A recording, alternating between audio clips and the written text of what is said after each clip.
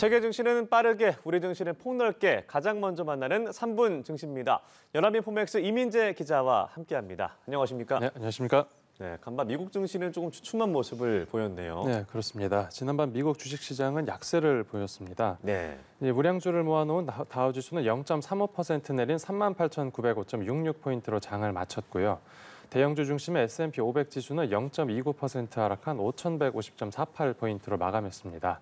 또 기술주 위주의 나스닥 지수도 0.30% 떨어진 16,128.53포인트로 거래를 마쳤습니다. 이 주요 약세 이유로는 미국 생산자 물가 지수가 예상치를 상회했다는 점과 또 반도체주 약세를 꼽을 수 있습니다. 네, 말씀하신 생산자 물가 지수 어떻게 나왔습니까? 네, 미국 노동부 발표를 보면 2월 생산자 물가 지수가 전월 대비 0.6% 상승한 것으로 집계됐습니다. 네. 그러니까 전문가 예상치인 0.3%보다 2배 높은 수준이고요. 또 변동성이 큰 에너지와 식품 가격을 뺀 근원 물가 지수도 전월 대비 0.3% 올랐는데 이 근원 물가도 시장 예상치인 0.2%를 웃도는 수준입니다. 네. 하지만 같은 날 발표된 소매 판매는 예상치를 밑돌았는데요. 2월 소매 판매가 전월보다 0.6% 상승하면서 이 시장 예상치인 0.8%를 소폭 하회했습니다.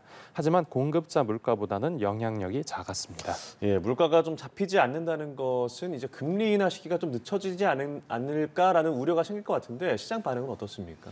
네, 그렇습니다. 이 앞서 주초에 발표된 소비자 물가 지수에 이어서 이 공급 측면의 물가 지표까지 시장 예상치를 상회하면서 네. 미국의 인플레이션이 좀처럼 잡히지 않고 있다라는 생각이 확산했습니다.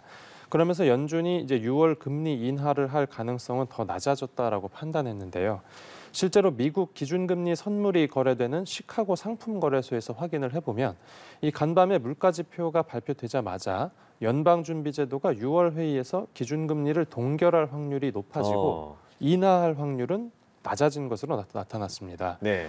또 일각에서는 물가가 오르지만 경기가 침체되는 이른바 스태그플레이션 우려도 제기됐는데 이에 따라 장중에 시장에서 거래되던 미 국채 금리가 급등하고 주가는 일제히 하락했습니다. 네, 올해 초 주가의 상승을 이끌었던 반도체주도 큰 폭으로 하락했네요. 맞습니다. 반도체주도 약세를 피해가지 못했습니다.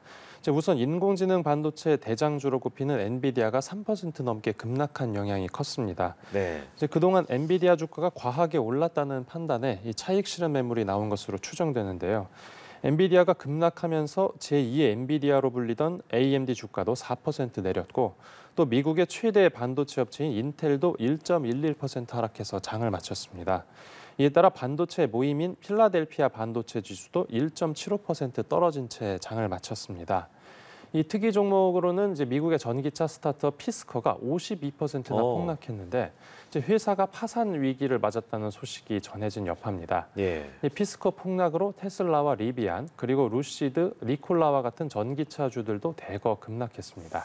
네, 미국 시장은 전반적으로 주춤했던 양상이었는데 어제 코스피 시장은 어땠습니까? 네, 어제 코스피 시장은 아주 강한 모습을 보였습니다. 전날에도 오르면서 사흘 연속 상승세를 이어간 건데요. 지수는 하루 전보다 0.94% 오른 2,718.76으로 마감했습니다.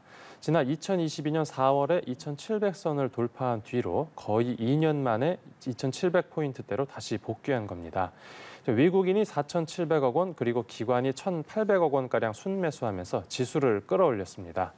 기관 가운데서는 특히 국민연금이 속한 연기금의 매수세가 두드러졌는데요. 네.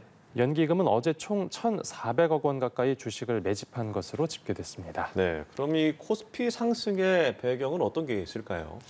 네, 최근 기업들이 주주 환원 정책을 잇따라 발표하고 있는데 이렇게 기업 밸류업 정책 관련 기대감이 커졌습니다. 네. 또 전날에는 금융당국이 기관 투자자들과 스튜어드십 코드 가이드라인 개정을 논의한 것도 매수 심리를 자극했다는 분석입니다.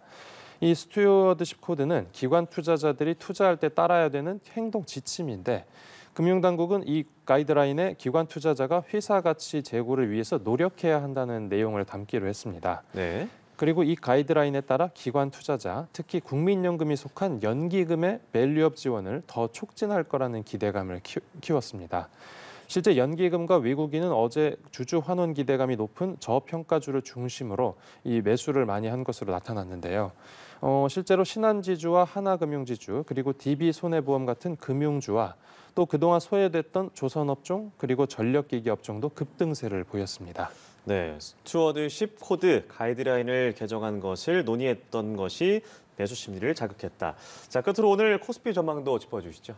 네, 오늘 코스피 시장은 간밤 미국 주가 하락 영향으로 약세 분위기를 연출할 것으로 보입니다. 예. 다만 외국인 순매수가 계속될지 여부가 장중 분위기를 좌우할 것으로 전망되는데요. 이 외국인은 올해 들어 어제까지 코스피 시장에서 무려 12조 원 가까이 순매수했는데 이런 매수세가 계속 이어진다고 하면 가격 하단을 지지할 것으로 예상됩니다. 네, 알겠습니다. 오늘 말씀 여기까지 나눠보겠습니다. 3분 증시 연합인포맥스 이민재 기자와 함께했습니다. 고맙습니다. 네, 감사합니다.